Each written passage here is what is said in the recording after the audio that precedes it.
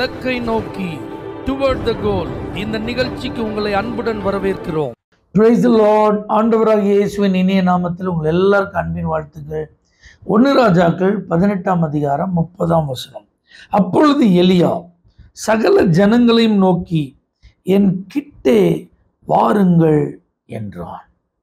பாருங்க, பாகால் தெய்வமானால் பாகாலை சேவிங்க, கர்த்தர் தெய்வமானால் கர்த்தரை சேவிங்க. ஒரு பெரிய சவால். 450 பாகாலின் தீர்க்கதரிசிகள் அவங்க பயங்கரமா ட்ரை பண்றாங்க பகல் முழுவதும். வானத்திலிருந்து அக்கினி வந்தா மட்டும்தான். அக்னியினால் மறு உத்தரவு அருளுகிற தேவனே தெய்வம். இதற்கு எல்லாரும் சம்மதித்து வேடிக்கை பார்த்துட்டு இருக்காங்க. அப்ப இந்த பாகாலின் தீர்க்கதரிசிகள் பாருங்க, பகல் முழுவதும் கூட்டிட்டு இருக்காங்க. ஆனா வானத்துல இருந்து அக்கினி எனர்ஜியில வரல. ஆனா இப்ப எலியாவின் நேரம் வந்தப்போ அவன் சொல்றான், ஜனங்களை பார்த்து, நீங்க இப்ப ஏன் கிட்ட வாங்க அப்படின்றான். இப்ப வானத்துல இருந்து அக்கினி இறங்குறத நீங்க நேரடி என்ன செய்யுங்க, பக்கத்துல வந்து பாருங்க. இப்ப இங்க எந்த ஏமாற்று வேலையும் நடக்கவில்லை என்பதை அருகில் இருந்து பாருங்கள். தகர்க்கப்பட்ட பலிபீடத்தை நான் எப்படி செப்பனிடுகிறேன் பாருங்க. நீங்களே உங்க கையால கொண்டு வந்து தண்ணீரை அந்த பலிபீடத்தில் நினைச்சீங்க ஊற்றுங்க. நான் உங்களுக்கு முன்பதாகவே முழங்கால் பிடிட்டு ஜெபிக்கிறத பாருங்க. நான் என்னென்ன வார்த்தைகளை உச்சரிக்கிறேன், நீங்க உங்க காதால என் கிட்ட இருந்து கேளுங்க. நான் செய்கிறது எல்லாம் நிஜமாகவே செய்கிறேன். பாகாலின் தீர்க்கதரிசிகள் பாருங்க, இந்த பலிபீடத்தை அவர்கள் பாருங்க உண்டாக்குன விதமே வித்தியாசமா இருக்கும்.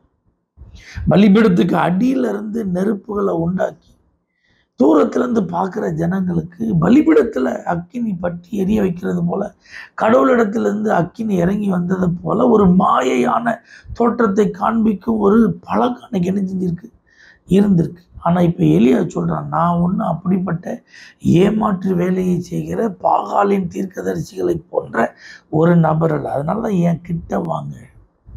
அப்ப தேவனுடைய பிள்ளைகளை நம்மளெல்லாம் இன்னைக்கு எல்லாரும் தூரத்துல இருந்து பார்க்கணும். தூரத்துல இருந்து பார்க்கும்போது நம்ம எல்லாருடைய கண்களுக்கும் நல்லவர்களைப் போல, பரிசுத்தவான்களைப் போல, நல்ல ஒரு விசுவாசி, நல்ல ஒரு ஊழியக்காரன் இருக்கட்டும். ஆனா இப்ப நம்ம கிட்ட வந்து பார்த்தால் அவங்க நம்மிடத்தில் இருக்கிறதுல எதை பார்ப்பாங்க? ஒரிஜினலா இருக்கிறத பார்ப்பாங்களா? உண்மையா இருக்கிறத பார்ப்பாங்களா? நம்மிடத்தில் ஏமாற்று வேலைகள் ஒன்றும் இல்லை என்பதை அவர்கள் பார்ப்பார்கள். நம்ம உள்ளதென்றும் இல்லாததை இல்லை என்று சொல்லுகிறவர்களா நம்மளை பார்ப்பாங்களா? இவர்கள் உண்மையிலேயே நியாயமாய் நடக்கிறவர்கள் என்று பார்ப்பார்கள்.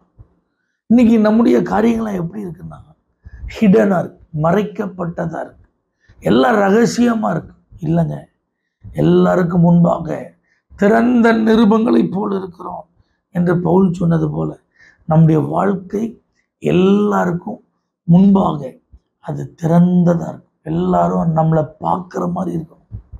நாம் அவர்களுக்கு முன்பாக ஒளிவு மறைவு இல்லாம செயல்படுகிறத பார்க்கணும். இன்னைக்கு மாயையான தோற்றங்களை காண்பிக்கும் நபர்களின் எண்ணிக்கை பெருகி கொண்டிருக்கிறது. இரட்டை வேஷம் போடுகிற நபர்களின் எண்ணிக்கை பெருகி கொண்டிருக்கிறது. ஏமாற்றுகிறவர்களின் எண்ணிக்கை பெருகி கொண்டிருக்கிறது. வஞ்சிக்கிறவர்களின் எண்ணிக்கை பெருகி கொண்டிருக்கிறது. ஆனால் நாம் எங்களை கிட்ட வந்து பாருங்க, நாங்கள் ரியலா இருக்கிறோம். இப்படி காண்பிக்கும் ஒரு நல்ல கிருபையை கர்த்தர் நமக்கு தருவாராக. தேவனே, எங்களோடு கிட்ட வந்து பார்க்குறவங்க பலிபீடத்தில் எப்படி எங்களை பார்க்குறாங்களோ, அல்லது தூரத்தில் எங்களை எப்படி பார்க்குறாங்களோ, அதை போல அருகிலும் எப்பொழுது இவர்கள் கர்த்தருக்கு பிரியமானவர்களாக இருக்கிறார்கள், உண்மையாய் இருக்கிறார்கள், நியாயமாய் நடக்கிறார்கள், நேர்மையாய் வாழ்கிறார்கள் என்பதை காண கர்த்தர் கிருபை தாரும்.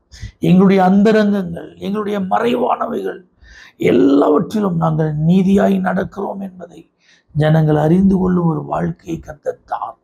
இயேசுவின் நாமத்தில் பிதாவே, ஆமென். For prayer contact, Pastor J. J. Kumar, El Shaddai Ministries, 9500252586, Surandai.